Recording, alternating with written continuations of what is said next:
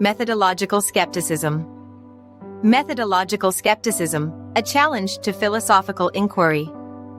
Methodological skepticism is a significant challenge within philosophy, posing the view that none of the methods philosophers use, whether logic, conceptual analysis, thought experiments, or rhetoric, can lead to genuine knowledge of the world. This form of skepticism can emerge for various reasons, each presenting a serious threat to the continued relevance and efficacy of philosophical inquiry. One source of methodological skepticism is the belief that philosophy can only yield knowledge if it operates as a form of science. According to this view, if philosophy is capable of producing knowledge, it must do so by employing empirical methods similar to those used in the natural sciences. Since scientific methods are seen as the primary means of acquiring objective knowledge about the world, philosophy is either redundant or irrelevant if it does not align with these methods. Under this perspective, philosophy might be dismissed as superfluous, with the implication that all meaningful knowledge about the world can be achieved through science alone, leaving no distinct role for philosophical inquiry. Another source of methodological skepticism arises from the belief that philosophy operates solely at the level of subjectivity, dealing only with concepts and abstract reasoning rather than the concrete, empirical world. From this standpoint, philosophical methods are seen as inherently limited because they engage with ideas and concepts rather than the physical world itself. If philosophy is confined to conceptual analysis, thought experiments, and linguistic exploration, it may be argued that it can only produce knowledge about how we think or speak about the world, rather than knowledge about the world itself. This view suggests that philosophical methods are disconnected from objective reality, rendering philosophy incapable of providing true knowledge about the external world. Either way, methodological skepticism poses a profound threat to philosophy, as it challenges the discipline's ability to produce meaningful knowledge.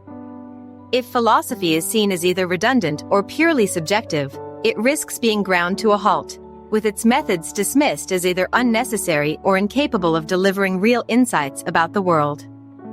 To defend against the first form of methodological skepticism, it is important to recognize that it presupposes quite a lot about the nature of our empirical knowledge.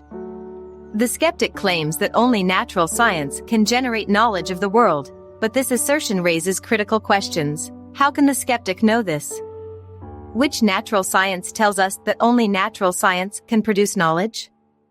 The irony here is that no particular natural or formal science, whether physics, biology, or mathematics, can provide the epistemic foundation for this claim. No scientific experiment or mathematical proof can demonstrate that science is the sole path to knowledge. This realization reveals a significant flaw in the skeptical position. It unfairly singles out philosophy without providing a solid basis for doing so. The claim that only natural science can generate knowledge is itself a philosophical stance, not a conclusion derived from scientific inquiry. Therefore, the skeptic's position implicitly relies on philosophical reasoning to undermine the value of philosophy, which is self-defeating. To respond to the second challenge to philosophical methodology, it's crucial to recognize that this form of skepticism seems to presuppose a radical form of empiricism, one that risks stripping us of much of what we think we know about the world. Consider something as simple as arithmetic. When we add small numbers, such as 1 plus 5 and arrive at 6, are we to believe that this truth exists only in our heads? It seems implausible to suggest that 1 and 5 stones do not always make 6 stones in the mind-independent world. The truths of arithmetic seem to hold universally, regardless of our subjective perceptions. Similarly, consider the reality of geometric figures like triangles. Can the properties of triangles in the external world be any different from what our concepts tell us about those figures? Triangles have 3 sides, whether we are discussing the concept in our minds or measuring an actual physical triangle. These mathematical truths are not merely subjective but reflect the structure of the world itself. If simple arithmetic and geometry cannot be confined to subjective, mind-dependent realms, why should philosophical reasoning be dismissed as merely subjective? Moreover, natural science itself relies heavily on thought experimentation, which philosophers have long used as a legitimate means of exploring possibilities and uncovering truths about the world. For example, Galileo's thought experiment involving a curved plane was crucial in refuting Aristotle's physics and establishing what became known as the law of inertia. Although this was not a physical experiment, there are no frictionless planes or infinitely long surfaces. Galileo's reasoning revealed a truth about the nature of motion that holds in the real world. When scientists use thought experiments, are they merely talking about what is in their minds, detached from objective reality? This notion seems utterly implausible. Thought experiments, whether in philosophy or science, allow us to explore the implications of concepts and principles in ways that are not always possible through direct empirical observation. They provide insights that are applicable to the mind-independent world.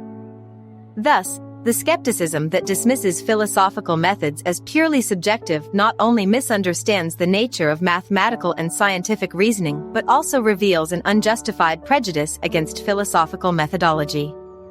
If the truths of arithmetic, geometry, and scientific thought experiments can have real-world applications and implications, then so too can the insights gained from philosophical inquiry. Philosophy, like science, contributes to our understanding of the world by exploring and clarifying the concepts that underpin our knowledge, challenging assumptions, and revealing the deeper structure of reality. By recognizing that the skeptic's claim is not grounded in science but in an unexamined philosophical assumption, we can see that philosophy plays a crucial role in questioning and clarifying the foundations of our knowledge claims, including those made by science. Philosophy is not just an optional or secondary mode of inquiry but an essential one, providing the critical tools needed to examine the assumptions underlying all forms of knowledge, including the scientific. Thus, the skeptical position, far from discrediting philosophy, actually highlights its indispensable role in our understanding of the world.